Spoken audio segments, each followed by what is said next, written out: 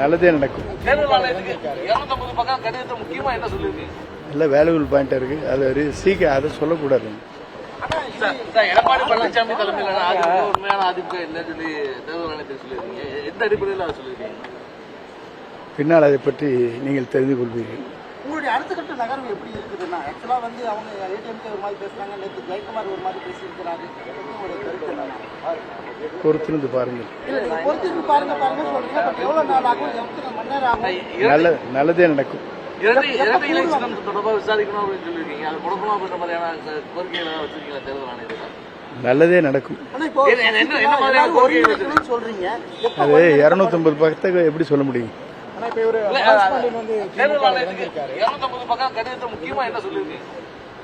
நல்ல வேல்யூபிள் பாயிண்டா இருக்கு. அது சீக்கிரம் அதை சொல்லக்கூடாது. தேர்தல் ஆணையத்துக்கு கொடுத்த இதெல்லாம் நம்ம சொன்னோம்னா உங்களுக்கு தெரியும், விதிகள் இருக்கு.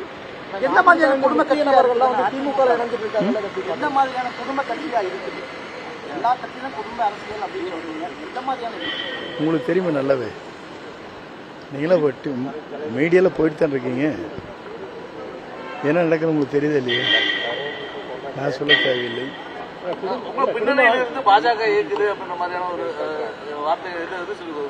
நான் கிட்டத்தட்ட 53 ஆண்டுகள் இருக்கிறேன். என்னை யாரும் இயக்க முடியாது தனிப்பட்ட முறையில்.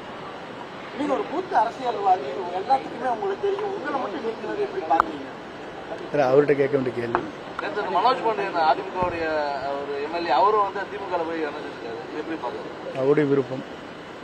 நன்மைக்குன்னு சொல்லி கருத்து தெரிவிச்சிருக்காரு. குடும்ப ஆதிக்கம் இருக்குன்னு சொல்லியிருந்தீங்க. அது எது மாதிரியான ஆதிக்கம் செலுத்துறாங்க? எது மாதிரியான பிரச்சனை? மகன் தலையிடுறாரு. அவரோட மைத்தினர் உங்களுக்கு தெரியலாம், டிவிலாம் வந்துட்டு இருக்காரு. அந்த தொகுதிக்குள்ள மாவட்டத்தில் பண்ணுறாரு. நீங்கள் அவர் மருமகன் பண்ணுறாரு. இப்போ நீங்கள் பார்த்தீங்கன்னா உங்களுக்கு தெரியும் அவருடைய எங்கெங்கே இயக்குறாங்கிறது வந்து நீங்கள் மீடியாவில் இருக்கிறது தெரியாதல்ல. அதுதான் அதை பற்றி சொன்னேன். மூத்த நிர்வாகிகளுக்கு அது இடையூறாகுது. அதிமுக முக்கிய தலைவர்கள் ஒவ்வொருத்தராக போய் திமுக இணைஞ்சிட்டு அதிமுக கரைஞ்சிக்கிட்டே வருதுன்னு பார்க்கலாம். எப்படி அது நீங்கள் தான் முடிவு செய்ய வேண்டும். ஆனால் இதுவரைக்கும் அங்கே அதிமுக எடப்பாடி பழனிசாமி அணியில் இருந்தவங்க யாராவது உங்க கூட பேசியிருக்காங்களா? ஏதாவது ஒன்று உங்களுடைய கருத்துக்கு ஏதாவது ஆதரவு தெரிவிச்சிருக்காங்க? உங்களோட பேச்சுவார்த்தை போயிட்டு இருக்காங்க. யாரார் பேசுகிறார் என்பது அவர்களுக்கும் எனக்கு மட்டும்தான் தெரியும். அது வெளிப்படுத்தினா அவர்களுக்கும் ஆபத்து இருக்கு.